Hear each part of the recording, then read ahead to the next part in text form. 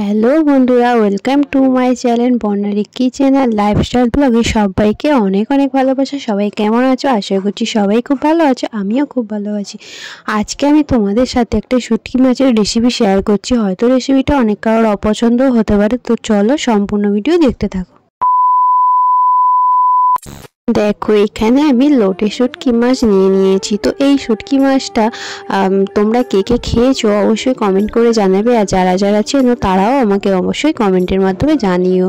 তো প্রথমে মাছগুলোকে কেটে গরম জলের মধ্যে ভিজিয়ে রেখেছি। তো দেখো মাছগুলোকে অনেকটাই ডুবে গেছে, আর এবারে দেখো ভালোভাবে জল থেকে তুলে নিয়েছি। কতটাই ফ্রেশ হয়ে গেছে দেখো, দেখে বুঝতে পারছো।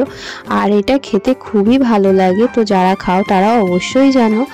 আর এইটা বানানোর জন্য আমি এখানে আলু, পেঁয়াজ, কাঁচা লঙ্কা সব কেটে নিয়েছি, আর একটা টমেটো কুচি নিয়েছি, আর এখানে দেখো রসুন বাটা নিয়ে নিয়েছি, আর আদা বাটা একটু অল্প নিয়ে নিয়েছি। আর এই রান্না একটু রসুনটা বেশি লাগে, সেই জন্য রসুনটা একটু বেশি নিয়েছি। তো দেখো প্রথমে কড়াই গরম হয়ে গেছে, কড়াইতে দিয়ে দিল সর্ষের তেল। রান্নাটা সর্ষের তেলেই হবে, আর সর্ষের তেলে করলে খেতে খুবই ভালো লাগে। তো প্রথমে দেখো এই মাছগুলোকে প্রথমে একটু ভেজে নেবে হালকা করে, রসুন আর নুন দিয়ে ভেজে নেবে। তো দেখো মাছগুলোকে ভালোভাবে কড়ার মধ্যে দিয়ে দিল। আর মায়ের হাতের এই রান্নাটা তোমাদের কার কেমন লাগলো অবশ্যই আমাকে কমেন্টের মাধ্যমে জানাবে। তো এর মধ্যে দেখো একটু রসুন আর একটু নুন দিয়ে দিল, আমার এটা স্কিপ হয়ে গেছে। এই মাছটা কে কে পছন্দ করো অবশ্যই তোমরা কমেন্টের মাধ্যমে জানাবে। জানি অনেক কারোর অপছন্দ, অনেকেই খায় না।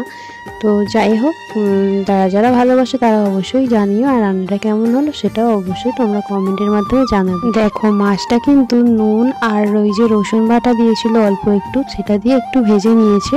তো এটা দিয়ে ভাজলে গন্ধটা অনেকটাই কেটে যায়। তো দেখো এবারে ওই তেলের মধ্যে কাটা আলুগুলো দিয়ে দিল। এবার আলুগুলোকেও একটু প্রথমে একটু ভাজা ভাজা করে নেবে, তারপরে বাদ বাকি মশলাগুলো দেবে। তো তোমরা সম্পূর্ণ ভিডিওটি দেখতে থাকো।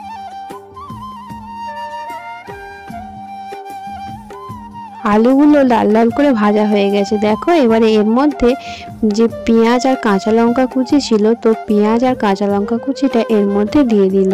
তো দেখো আলুগুলো ভাজা ভাজা হয়ে যেতে পেঁয়াজ কাঁচা লঙ্কাটা দিয়ে দিল। এবার সব কিছু ভালো করে কিছুক্ষণ ধরে ভেজে নেবে। তো আমার নতুন পুরানো সমস্ত বন্ধুদের অসংখ্য ধন্যবাদ ও ভালোবাসা। সবাই এভাবেই পাশে থেকো, তোমরা সাপোর্ট করো। আমিও তোমাদের পাশে ছিলাম, আছি, সব সময় থাকবো। তো এইভাবে একবার অবশ্যই বানিয়ে খেয়ে দেখো। সবজির সাথে অনেকেই রান্না করো, তো এভাবে যদি কখনো না কেউ বানিয়ে থাকো অবশ্যই একবার এভাবে বানিয়ে দেখো। এরকমভাবে রান্না করলে খেতে খুবই ভালো লাগে। আর এটা আলু ছাড়াও অনেকে করতে পারো, একইভাবে করবে শুধু আলু ছাড়া।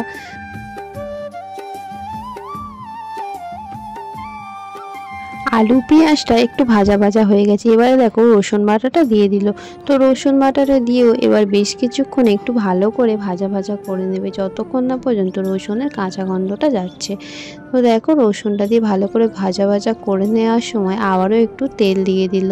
এই রান্নাটা করতে তেল মশলা খুবই একটু বেশি লাগে, না দিলে ভালো লাগে না। তো দেখো খুব ভালো করে এটাকে ভেজে নেওয়ার পর এবারে নুন দিয়ে দিল, পরিমাণ মতো নুন দিয়ে দিল। নুনটা দেওয়ার পর এবারেও একটু কিছুক্ষণ ভাজা ভাজা করে নেবে। এবারে এর মধ্যে মশলা দিয়ে দেবে, যেমন 1.5 চামচ দিল হলুদ গুঁড়ো, আর এখানে 2 চামচ দিল লাল লঙ্কার গুঁড়ো। আর এটা যেহেতু একটু ঝাল হলেই ভালো লাগে, মশলা একটু বেশি লাগে, তো সেই কারণে ঝালটা একটু বেশি দিল। তবে ঝালটা তোমরা তোমাদের পরিমাণ মতো দিও। দেখো এখানে টমেটো কুচিটাও দিয়ে দিল। দেবার পর এবারে সব মশলাটা খুব ভালো করে কিছুক্ষণ ধরে কষিয়ে নিতে হবে।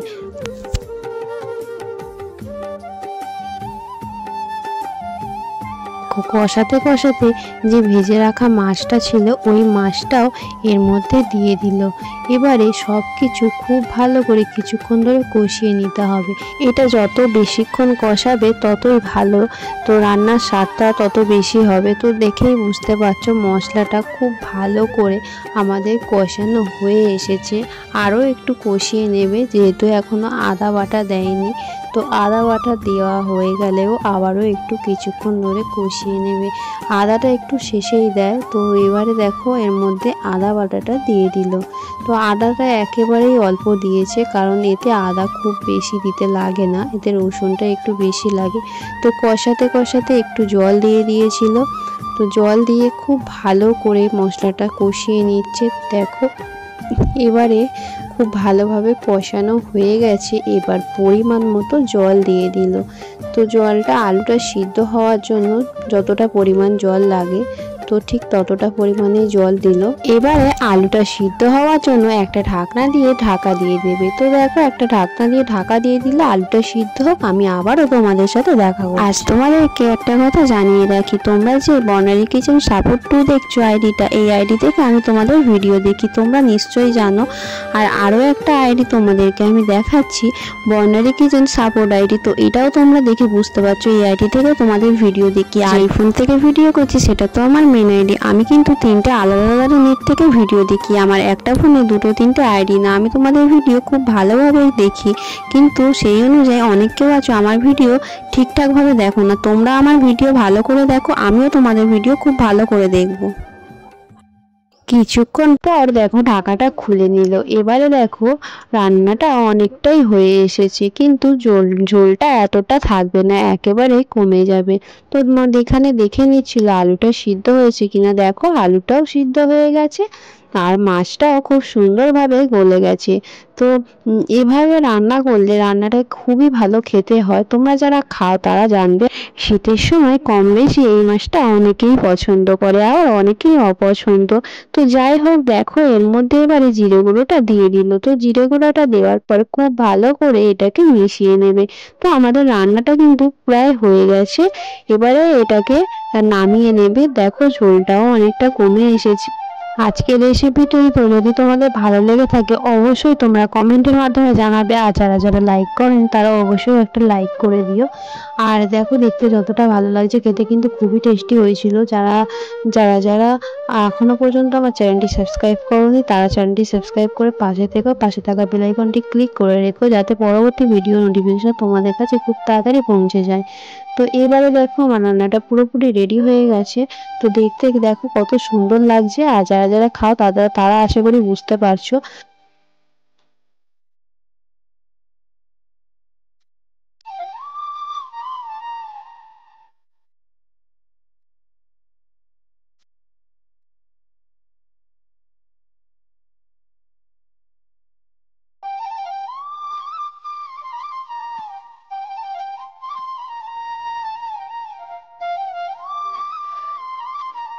দেখো রেডি হয়ে গেল আমাদের লোটে শুটকি কারি। তো কেমন লাগলো অবশ্যই তোমরা কমেন্টের মাধ্যমে জানিও। আর এতক্ষণ পর্যন্ত আমার ভিডিওটি যারা দেখছিলে সবাইকে অনেক অনেক ভালোবাসা। সবাই খুব ভালো থেকো, সুস্থ থেকো, সাবধানে থেকো। আবারও দেখা হবে অন্য কোনো ভিডিওর সঙ্গে, ততক্ষণের জন্য টাটা, ভালো থেকো সবাই।